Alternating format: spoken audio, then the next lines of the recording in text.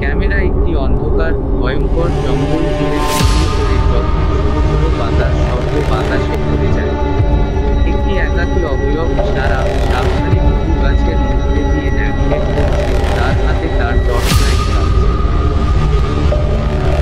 ফাঁপা চোখ সারা একটি পুরানো পরিত্যক্ত কেবিন শ্যাওলা এবং ক্ষয়প্রাপ্ত কাঠে আবৃত হয়ে পড়ে।